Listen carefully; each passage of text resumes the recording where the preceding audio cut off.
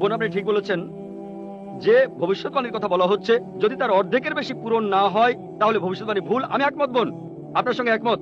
আমি আপনার 3টি প্রশ্নের উত্তর দেব, দেখা যাক আজকে আপনি ইসলাম গ্রহণ করেন কিনা। এটাও হতে পারে আপনি আমার সঙ্গে একমত হবেন না। আমি যা বলবো, আমি একমত। ম্লেচ্ছ এই শব্দটা 3টি অর্থ আছে। ম্লেচ্ছ এর একটা অর্থ হলো অনার্য অর্থাৎ বিদেশি, আরেকটা অর্থ হচ্ছে পাপী, আরেকটা অর্থ হলো খারাপ লোক। আর দেখবেন ইন্ডিয়ায় হিন্দুরা সাধারণত মুসলিমদের বলে থাকে ম্লেচ্ছ। তারা যখন এভাবে বলে তারা আসলে বোঝায় পাপী আর খারাপ লোক, কিন্তু এর আরেকটা অর্থ হলো বিদেশি। যখন আমি লেকচারে কোনো ধর্মগ্রন্থ থেকে উদ্ধৃতি দেই, সেখানে একটা শব্দের যদি অনেক অর্থ হয়, ব্যাপারটা এমন না ধরেন শব্দটার 4টা অর্থ আছে, তার মধ্যে 3টা অর্থ এখানে খাটে না, মাত্র একটা ঠিক হলেও অর্থ সঠিক হতে পারে। যেমন ধরেন কোরআন বলছে তোমরা শুকর খেও না। আজকে যদি ডিকশনারি খোলেন, এই শুকর শব্দটার একটা অর্থ হলো পুলিশ অর্থাৎ পুলিশ অফিসার, তাহলে একটা অর্থ শুকর, আরেকটা অর্থ পুলিশ অফিসার। তবে কোরআন বাইবেল এটা বোঝায়নি। বাইবেলে বুক অব লেভিটিকাস 11 অধ্যায়ের 7 থেকে 8 অনুচ্ছেদে আছে, বুক অব ডিউটেরোনমি 14 অধ্যায়ের 8 অনুচ্ছেদে আছে, বুক অব আইজায়া 65 অধ্যায়ের 2 থেকে 5 অনুচ্ছেদে আছে, বলা হয়েছে তোমরা শুকর খেও না, কিন্তু পুলিশকে বোঝায়নি বাইবেল। যদি আপনি বিভিন্ন ধর্মের ছাত্রী হয়ে থাকেন, যদি 10টা অর্থ থাকে সেখানে একটা অর্থও খাটে, দেখতে হবে সেটা সঠিক কিনা। 2টো সঠিক হতে পারে, 3টা সঠিক হতে পারে, সবগুলো সঠিক হতে পারে, কিন্তু যদি মাত্র একটা অর্থ সঠিক হয় এতেও ভবিষ্যৎবাণীটা ফলে যেতে পারে। আমি আপনার সঙ্গে একমত যে ম্লেচ্ছ এর একটা অর্থ অনার্য, ইন্ডিয়ানদের দিক থেকে একজন বিদেশি। আর আমি আমার লেকচারে তখন বলেছিলাম ম্লেচ্ছ শব্দের অর্থ হচ্ছে বিদেশি। আর আপনি ভুল পথে গিয়ে বলছেন এখানে ম্লেচ্ছ মানে হচ্ছে পাপী। আপনি আসলে এখানে ভুল বুঝেছেন বোন। যদি আপনি বলেন কোরআন আর বাইবেল বলছে পুলিশদের খেও না, তার মানে আপনি বিভিন্ন ধর্মের উপর ছাত্রী নন, আপনি তাহলে এক পেশে।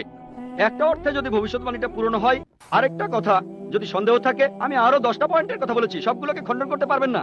আরেকটা বলেন মরুস্থল, এটার একটা অর্থ আমিও একমত, মৃতদের স্থান। তবে সংস্কৃতিতে মরুস্থল শব্দটার আরেকটা অর্থ হচ্ছে বালুময় স্থান।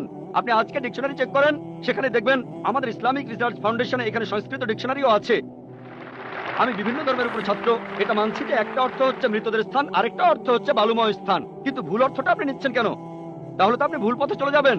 যদি পারমুটেশন আর কম্বিনেশন গুলো দেখেন, অন্য যে পয়েন্ট গুলো বলেছি সেগুলো পুরোপুরি সঠিক। এখানে আপনাকে সঠিক উত্তরটা বেছে নিতে হবে। তাহলে মরুস্থল শব্দটার একটা অর্থ হলো বালুময় স্থান বা মরুভূমি। আপনার 3য় প্রশ্নতে আসি, আপনি ইসলাম গ্রহণ করবেন ইনশাল্লাহ?